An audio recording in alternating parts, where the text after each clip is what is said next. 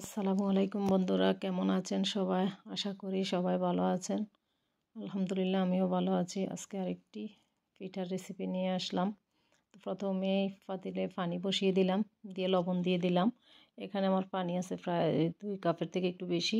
সাথে দিয়ে দিলাম একটু ইয়েলো ফুড কালার। আপনি চাইলে হলুদও দিতে পারেন। তো এখানে পানিটা ফুটে ওঠার পরে আমি দিয়ে দিলাম 1.5 কাপ শুকনো চাউলের গুঁড়ো। দিয়ে যখন এরকম ফুটে আসলো একটু ঢেকে দিই, 2-3 মিনিটের মতো ঢেকে দিলাম। দিয়ে ঢাকনাটা উঠিয়ে আবার একটু চালের গুঁড়াটা মিশিয়ে দিতেছি, যেহেতু শুকনো চালের গুঁড়া একটু সিদ্ধ হতে সময় নেয়। তার একটু ঢেকে দিয়ে পরে আবার 2-3 মিনিট পরে আবারও ঢাকনা খুলে আমি আবার একটু ভালোভাবে মিশিয়ে নিচ্ছি। তো এই পর্যায়ে আমার দেখতে পারতেছেন চালের যে ডোটা, এটা একদম সফট একটা ডো তৈরি হইতেছে।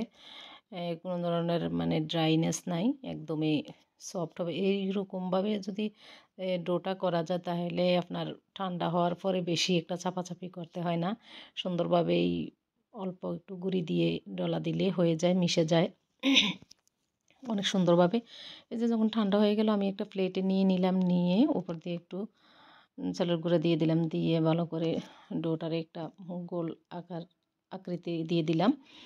দিয়ে এখন আমি আমার পছন্দ মতো শেপ দিব। পরে এটা একটু রেখে দিই, একটা সাইডে রেখে দিলাম। দিয়ে চুলায় কড়াই বসাই দিলাম, দিয়ে আমি ঘি দিয়ে দিলাম। ঘিটা দিয়ে একটু গরম হলে, ঘিটা গলে গেলেই দিব হলো এর মধ্যে আমি গাজর কেটে রাখছি, একদম চিকন জুলিয়ান কাটে লম্বা লম্বা করে। তার মাঝখানেও আমি একটু ছোটো ছোটো করে নিছি। তো গাজরগুলো একটু ঘিয়ের মধ্যে একটু ভেজে নিব। গাজরগুলো ঘিয়ের মধ্যে ভাজলে খেতে স্বাদটা ভালো লাগে। তো গাজরগুলো ভাজা হয়ে গেছে। তো এখানে আমি কাঠবাদাম, কিশমিশ দুইটাই দিয়ে দেবো। আপনি আরও দিতে পারেন ড্রাই ফ্রুটস, আপনি অন্যান্য আরও দিতে পারেন। তো আমি দুটাই দিলাম, দিয়ে ভালোভাবে একসাথে এগুলো আরও একটু ভেজে নিচ্ছি ঘিয়ের সাথে। ভেজে নিয়ে এখন স্বাদ মতো চিনিটা দিয়ে দিব। তো আমি এখানে 1/2 কাপ দিয়ে দিলাম চিনি। আপনি আপনার পছন্দ মতো দিতে পারেন, কম বেশি যার যেমন স্বাদ এই পরিমাণ দিতে পারেন। তার মাঝে দিয়ে দিব হলো এই যে 1/2 কাপের থেকে বেশি হবে নারিকেলের গুঁড়া, যেটা ড্রাই যে নারিকেলের গুঁড়া ওইটা, আপনি ফ্রেশ নারিকেল কুড়িয়ে দিতে পারেন।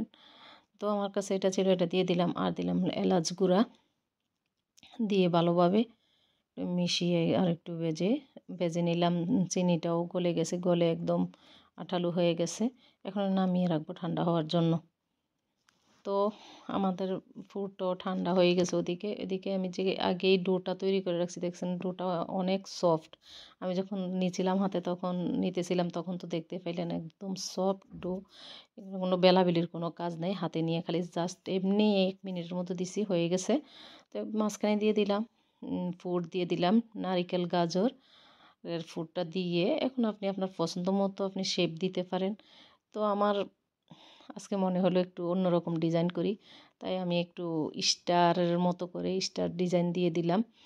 তো এরকমভাবে আমি পিঠাগুলো বানিয়ে নিব। কয়েকটা পিঠা এরকম বানিয়ে নিয়েছি। এই তো না হয়ে গেছে। এখন আমরা ভাপ দিব। এই তো গরম পানি চুলাতে বসিয়ে দিলাম, পানিটা গরম হতে তো স্ট্যান্ডটা দিয়ে দিলাম। স্ট্যান্ড দিয়ে স্ট্যান্ডের উপরে যে পিঠাগুলো আমি তৈরি করছি ওই পিঠাগুলো দিয়ে দিলাম, দিয়ে এখন ঢেকে দেব সিদ্ধ হওয়ার জন্য। ঢাকনা খুলে নিলাম।